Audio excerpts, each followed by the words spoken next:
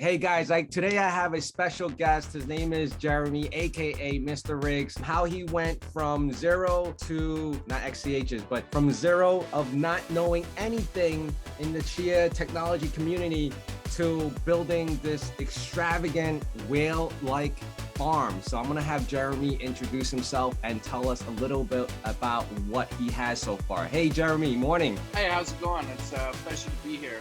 Thank you.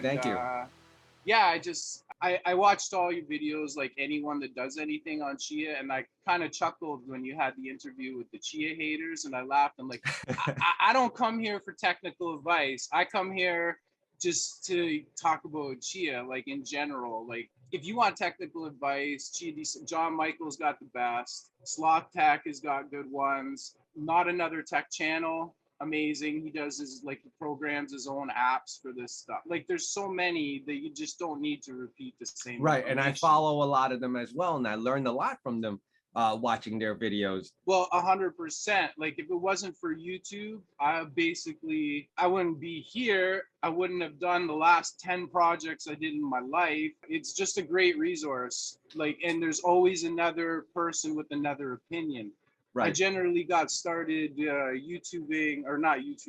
watching YouTube, doing home renovations, and I flipped a few houses in the past, right? Nice. Taking a house. And we started those projects without knowing what we were doing either. We're just like, oh yeah, people fix houses and make money. So we did it, and it worked out, but everything was like YouTube. Watch 3 or 4 or 5 popular videos, take away what they agree on, and experiment with what they don't agree in on. My opinion, flipping houses seems to be a little bit easier than Chia itself, only because you can predict what the flipping houses will get you, opposed to what Chia will get you. Everything is easier than Chia. So how did you hear about it, and how did you find out about Chia? Well, like most people, my interest in mining and crypto started early 2021. And there's a lot of reasons behind it, but part of it was I wanted to, if we have to talk about why crypto is important, that's a long that's discussion. A whole different story. We could talk for 25 hours. But what got you, like, how did you find out about Chia? Where was it that initial start? Well, in January, I started mining Ethereum with GPUs, probably like everybody, because, you're like, oh, you can mine crypto, right? How do you do it? So then I was off, and then I took my first gaming computer. I had a 1070. Once it got working, and I went from, some broken old gaming computer to something that was, in a sense, printing money, I was like, this was something special. And ever since then, this has become like my favorite hobby / job. And are you still doing that with the mining of Ethereum or not? I was pretty successful learning about installing Hive OS, and I build rigs and frames. That's why I kind of go by Mr.Rigs, because every time I would load up a Windows machine, I would make it a Mr.Rigs computer, and I flipped a lot of those. So there's a lot of people in my locality that have their first mining rig that's a Mr.Rigs edition. So interesting. So that was your side hustle of building rigs for people? It was more or less a hobby. So I wanted to grow a farm to something that could actually replace an income, a decent income, like teacher, doctor, police officer kind of income. So when you started with Chia, obviously, it wasn't like Ethereum having a value of, X amount of dollars to it. So what made you think that Chia would have been a good solution? Well, the transition was natural. So as I built up my Ethereum farm or GPU farm, I mean, it was a GPU farm, but we're only farming the big daddy, especially up till this point. Of course, I heard about Chia, and it, uses much less power. Supposedly. Yes, supposedly. Well, plotting ends up running power kind of like a GPU. Oh, yeah. It's still less overall, but once you're done plotting, I think it's not too bad. We're going to see. It's like a dry sauna in here most of the time as I'm plotting.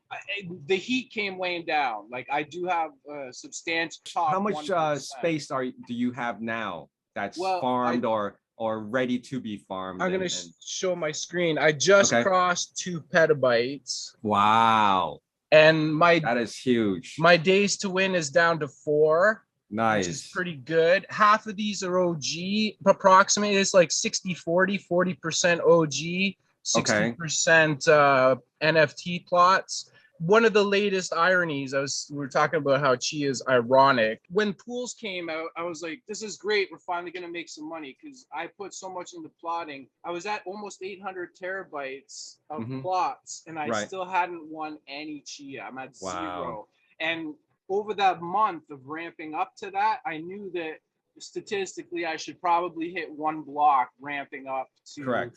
where I was, and I was starting to get worried. Then pools came out and I started plotting NFT plots.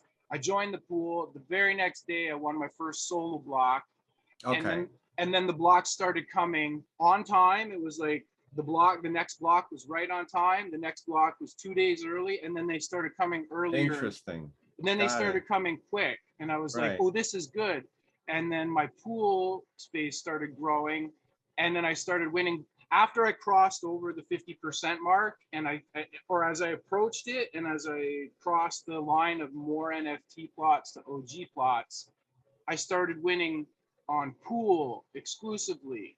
So, and then I was like, after a month or in 6 weeks on pool, I had lost 3 Chia to the pool because I was winning more blocks for them than I was finding. So I did that for about a month and I looked at it and I'm like, okay, so I'm going to try going back to all solo, continue to plot NFT, but solo farm my NFT plots.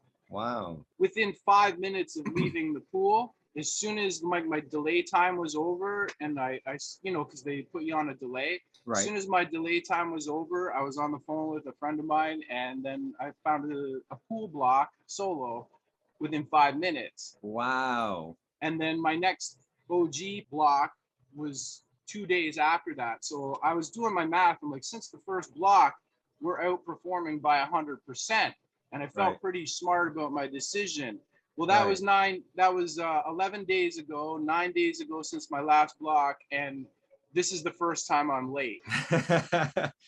So, this is very interesting because it was like, when the pools weren't out yet, everyone was like frantic about like, I want to win, I want a pool.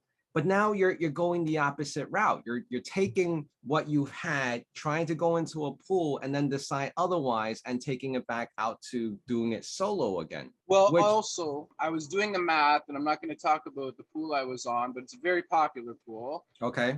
And I have a feeling which one it is already. Well, and I had actually sworn to my friends that I wasn't going to do that no matter what. I was like, anything but that. But they were ready first, and I was like, okay, something's going on, and let's go with it. Because I talked with my friends about coming up with the pool. We're still talking about it.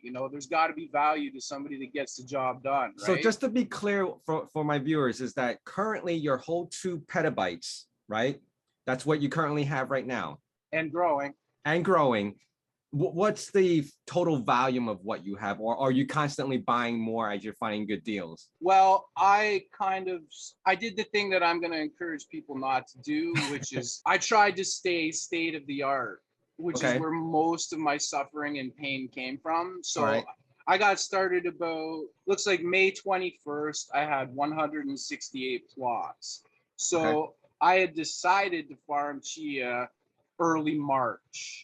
And when I decided, there was hardly anything on it. There was a how-to video on how to build these beautiful fractal Meshify 2 monster cases that hold all the hard drives in the world. I didn't even know about servers back then. Like, I was used to GPU rigs. I'm like, oh, is this how they do it? Bigger is better, like I'll just get that one. Like, just to go back to my original question, 2 petabytes and still growing, and all of that is currently solo. No, I was on the pool for about 5 weeks, and not only was I winning more blocks than I was getting paid for, but my actual payouts were below estimate, even though there was no fee.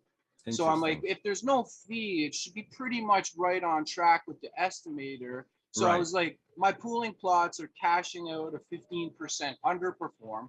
That caught up when I started finding blocks on the pool because you get your 0.25. So I'm like, oh, once you factor in the 0.25, it averages out. So yada yada. And then I was like, oh, now I'm winning too many for the pool.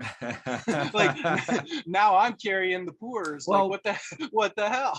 I think because of the volume of how much you have plays a huge role in joining a pool or not, because of the the amount of plots that you have. And the consensus in the expert world is that if you have 3 petabytes or more, you should be solo.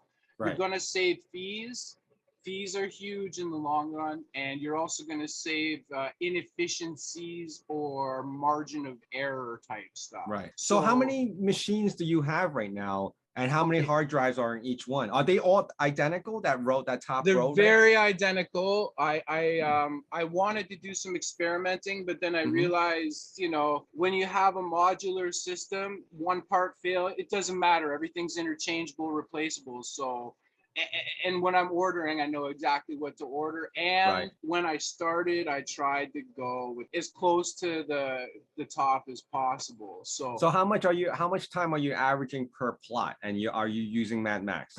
I am definitely using Mad Max, and every machine has 128 gigs of RAM, which is another irony because literally the day before Mad Max came out, we were doing their plotting in parallel, and I'd done some experimenting with my hard drives, and I kind of, under the, you know, advice of many, and none of them were wrong. When you have large capacity SSD and you're doing lots of plots in parallel, your bandwidth ties you up anyway, so it starts you can do the math, but what you need, and I later picked this up in a John Michael video, was back in the old day, in the OG before Mad Max, you wanted 250 gigabyte dedicated NVMe to 4 cores. And then you expand horizontally, right? So you're going to bottleneck otherwise. So if you have the super CPU, but say you only have 2 or 3 NVMEs, you're bottlenecked at your NVMEs, you know, so it's been evolving. And so I tried to optimize. So I went out and bought all these, you know, enterprise NVMEs that I thought was a pretty good deal. No, it was a pretty good deal because literally when I decided to do Chia back in March, the night that I decided to do it, I didn't place any orders. I'm like, I'll do my orders tomorrow. The next day I go to eBay and Amazon, and everything from the videos and everything involved with Chia, literally like 75 to 100% more expensive the day after I decided to do it. Wow. And then that's when the hype was starting, right? So you outfitted all those with 128 gigs of RAM. So what is your Mad Max plotting time? It ranges. The best time I ever had is about 24 minutes, 23 minutes, just under 24 minutes. My slowest machine is 26 minutes. What is your largest capacity drive that you have in those machines, and the lowest capacity drives that you have in those machines? Or are they all identical? Well, I started out trying to go all 18 terabytes, and then I got a couple of 16s. And then when I bought the JBods, I was doing some broken math where I decided that 4 terabytes was the best cost per terabyte. It was sound math until the 600 pounds of equipment showed up.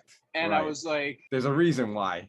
So yeah, and so now on the ground there, that stack of boxes, the open box are my 16 terabyte drives. The stack of boxes in the corner, amazing. Those are all 4 terabyte drives that will never become plotted in my farm. So that's that's like holding a stock that's in the red. When the price of Chia goes up, when the price of Chia goes up, you know, the public can learn the same lesson that I learned, or maybe somebody just wants to be small. The math will work for somebody.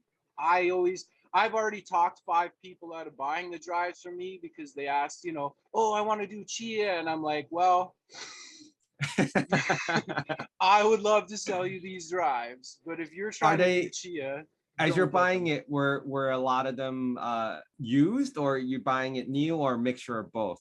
Well, I am trying to save money wherever I can. And right now is a great time. Everything's on sale. And actually, since the price of Chia had its comeback bump with the rest of the market, I can see the prices drifting up again. But just before Ethereum did the turnaround, when Ethereum and Bitcoin, when Bitcoin was, you know, past the resistance and dropped below 30K, you can get I got so many from Best Buy, Amazon returns, everywhere. Like I was like, wow, they're like $500 off, and that's in Canadian. So it's like, you know, it was almost half really from the peak of the price to a couple of weeks ago. I know if Chia is ever like positive 500 again, all these drives are going to go. Do you forecast that being a possibility with Chia? Chia is right now my largest position in terms of the investment world and the equipment. So I have no choice but to know that it's going back above 100, 1500. That's where like you especially come in, because we have to keep the community positive and we have to inspire people to get on board with the programming. And Right. that's something now, like overcoming and learning all how to set up this up, and learning Linux from scratch, learning everything from scratch. I'm like, now I'm starting to do my coding courses online, because what's going to make Chia take off is adoption. And hope is not a strategy, Right. or hope-based strategies, or you can do it if you want, but then you're back to throwing darts at the right. pick a stock kind of deal. So, and this has been so much fun, like from getting that first GPU to hash, to almost burning my house down, and then transitioning to Chia just because I thought it was going to be more and really, I don't know much about the programming world, but when I hear Bram talk, and I hear him laughing at his own little jokes in his head because he's explaining a problem he had, and I could go back to the time when they when they trouble were in solving their problem. They probably found a lot of humor and a lot of irony of certain things, because everything's compromised, right? Like it's a miracle that these machines even work, let alone do the complicated tasks they can do. It's all very fragile. It's not that I have faith in this guy, but I'm like, yeah, it can come off a little. No, he knows what he's doing, and the people involved in this, they know what they're doing. This is not a pump and dump. I've been involved in some pump and dumps, probably on the wrong side of it, but this does not smell like a pump and dump to me. It doesn't smell like a scam. It smells like a bunch of highly talented people are going for it. And then the other thing that I really like is when I hear about the Chia talk about their employees, they really treat their employees well. In the end, isn't that a kind of what crypto is all about? It's the fight. It's a fight against the oppressive ruling class. Miners, low-end investors, a lot of people got into this because it kind of separates you from that world of being dominated by a master. You become your own master, so to speak. And the irony is, this is becoming that very quickly. So I'll definitely take a look at that. When I hear the Chia employees talk about how they were freed from their golden handcuffs, treats value with value, is going to be a better leader. Leaders that are trying to bring out the best in their people rather than dominate them.